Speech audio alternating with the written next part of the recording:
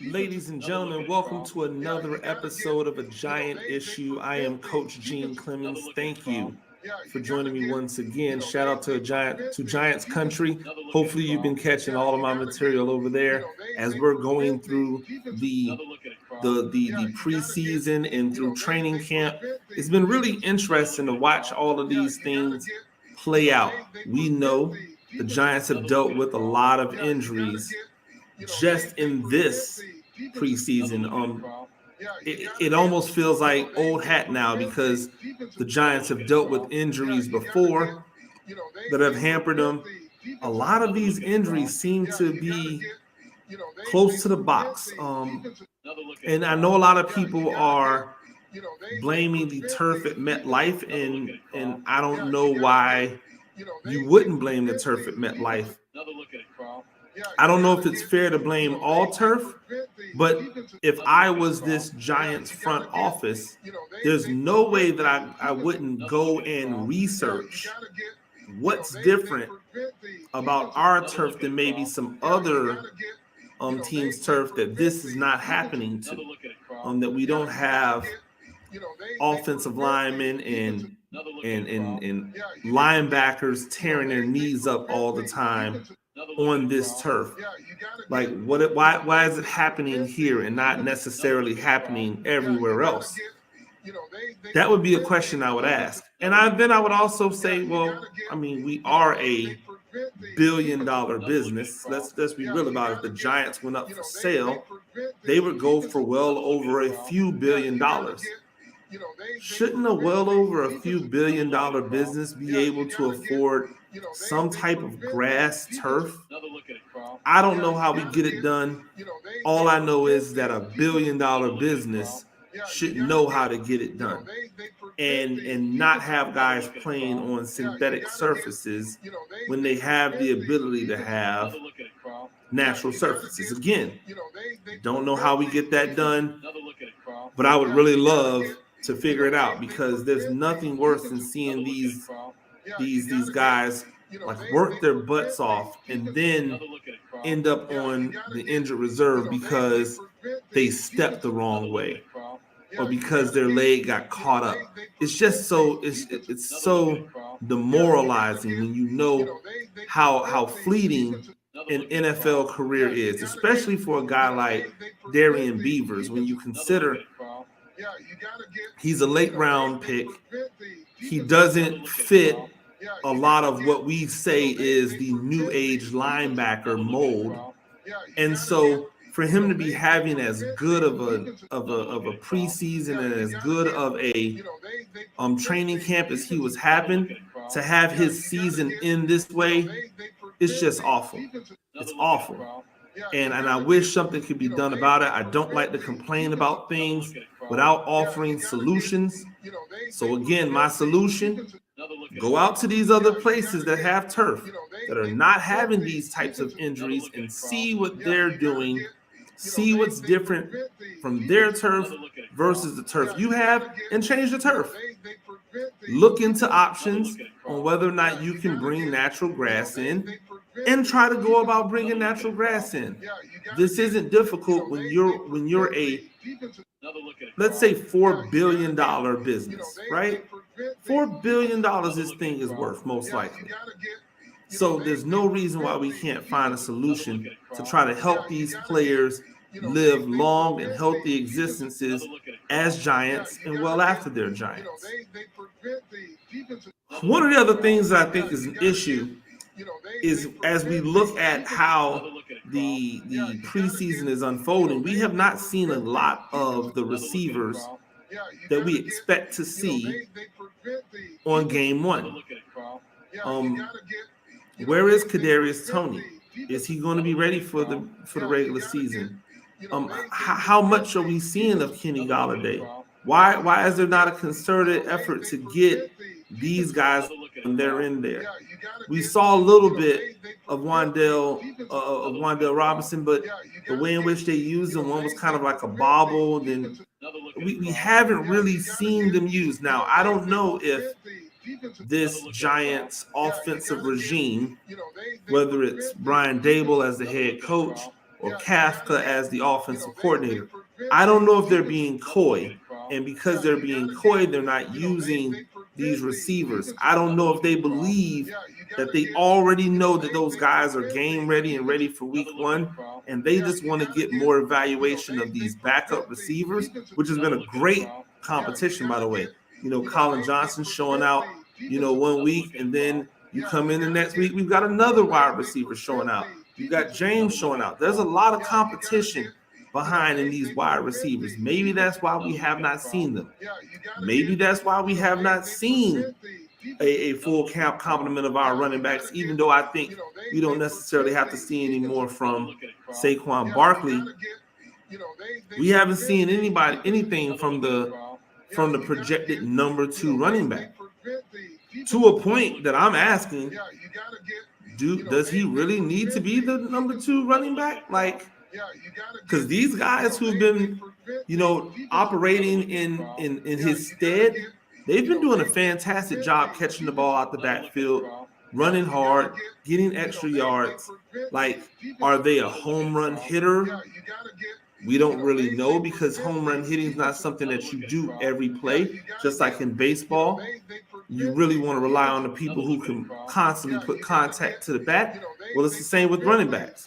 Yeah, you like home run hitters, but you also like guys who pick up 4 and 5 yards a pop as well. So I think that there's interesting, battles going on that might cost some of these guys who think they have ready-made positions their jobs.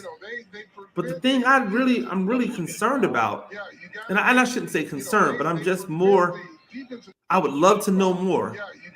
Do we not feel that it's important to get offensive cohesion with all of your starters playing as long as your quarterback is playing in the preseason? To me, you should never see a backup wide receiver on the field until the starting quarterback is gone. The only receivers you should see on the field are the receivers who are going to take the bulk of the snaps during the season. Those are the guys who should be on the field while the starter's on the field. Once the starting quarterback comes off the field, feel free to get all of the starting wide receivers off. Feel free to get those backups on. That means they would have been there for Tyrod Taylor in his couple of series, and they would have been there for Webb for all of his series. I'm fine with that.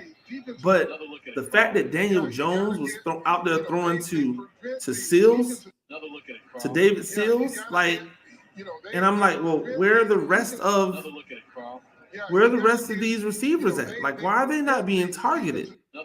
Why does it seem as if Seals is the guy? That's a problem for me.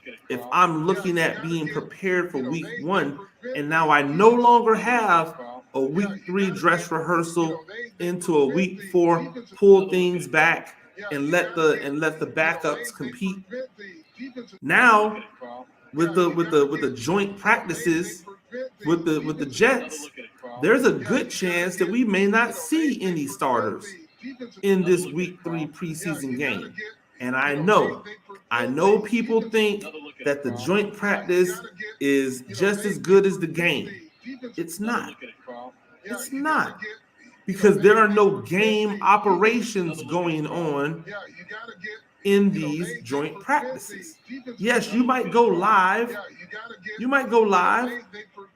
Yes, it's going to be spirited. It's going to be good work. It's going to be quality work. It's not a game. And that's what we have to remember. I don't care all the simulations you want. Simulations are not games. They don't have fans in the seats yelling, the extra adrenaline that comes with that, even on a preseason game. They don't have people out there who feel the scrutiny of the cameras and the lights on them, and then they don't have the ice show up to perform aspect. There are a lot of guys out there who don't do their best work until the game. Why? Because they're gamers. It doesn't mean they don't practice hard. Doesn't mean they don't work hard. But there's just something about the game that brings out a little extra within them. And we don't get any of that as constituted on these joint practices. So yes, the work is great on the joint practices, but it's not the same as a game. The preseason games are games. They're not like simulations. They're games. For as long as you're playing, it's a game. And it's real live bullets, and there's no punches pulled, because just like you can't play boxing, you can't play football in the same way. People get hurt. People get injured. People get their careers ruined. Speaking of people getting hurt, people getting injured, there's been a lot of talk nationally about the Moss block on Kayvon Thibodeaux. And a lot of people believe that this block was dirty. I am not one of them. I would like to, and thank you to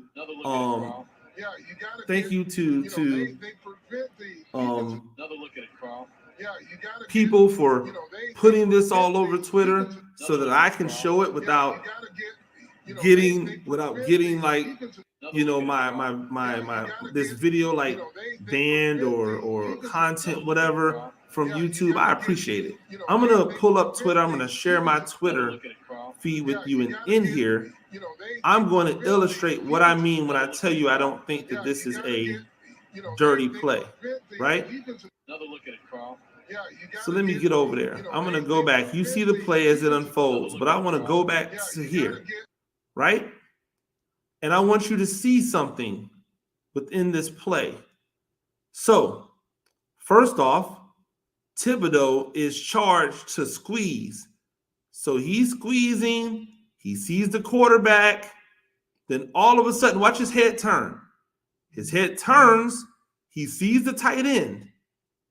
And when he sees the tight end, he should be taking that on head up. He should not turn his shoulder away from the contact. He should be taking that on head up. Watch him turn his body away, exposing his knee to be bent the way that it can't go. This is not how you take on the block. This is not how you take this block on. Now, on top of that, this guy gets low. So because he takes the ball, because he takes on the block like that, you know what he can't do?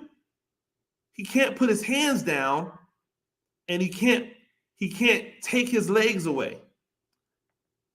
Thibodeaux, if he takes this on head on, then he's able to put his hands down onto the back of Moss. He's able to pull his legs out and push Moss to the ground, pop up, and chase the ball.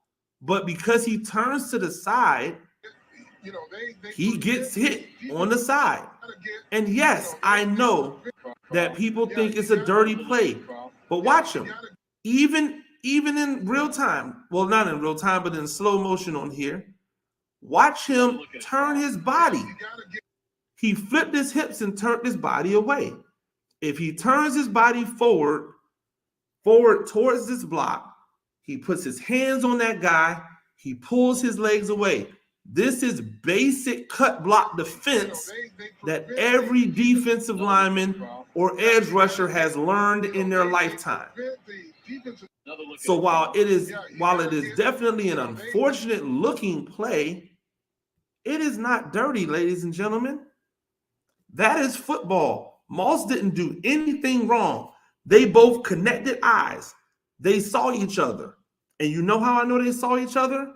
Because once again, Thibodeaux turns, sees him, then turns his body away from him.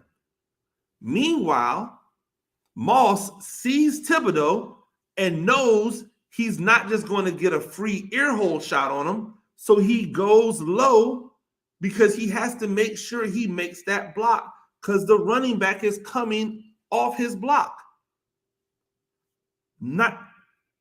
There was nothing that Moss did that was dirty.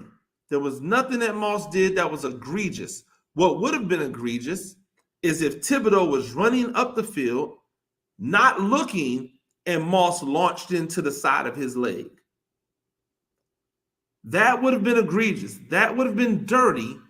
But even then, it would not have been illegal It would have been egregious, it would have been dirty, but it would not have been illegal. The part where it gets here is if Thibodeaux uses legitimate technique that has been taught all the way down to the youth level on how to defeat a cut block, then he would have been able to defeat that block without any injury and continue to pursue the ball. Now, hopefully he's okay. Obviously, we want Thibodeaux to be okay. But this is just one of those things that as a rookie, if you don't use your technique correctly, you could find yourself in perilous situations, especially when they move as fast and they're as big as they are in the NFL. We're wishing him nothing but prayers. Hopefully it's not serious and he won't be out for a long time. We sure do send all of our prayers out to all of the Giants who are dealing with injuries right now. We hope speedy recovery for the guys who are out for the season, and we hope a speedy recovery for the guys that we expect back here by the time we get to week 1. For a Giant issue, I'm Coach Gene Clemens. Make sure that you join me every Monday at 6 o'clock. Go ahead right now, hit the like button, subscribe to the channel, leave me a message. Let me know what you think. Like, do you understand? I don't even want to debate whether or not you think it's a dirty play. If you think it's a dirty play, then cool. I want to know if you understand my rationale, if you understand what I'm telling you as far as how a normal defensive lineman, edge rusher would play when a guy is potentially about to cut block them. I'd love to hear from you. I always love to hear from you. Continue to follow my work on Giants Country. Continue to check me out on The Athletic as well. My Talk Spicy podcast every day, 7 a.m. if you want to check that out as well. Until next time, ladies and gentlemen, go blue. Go Big Blue.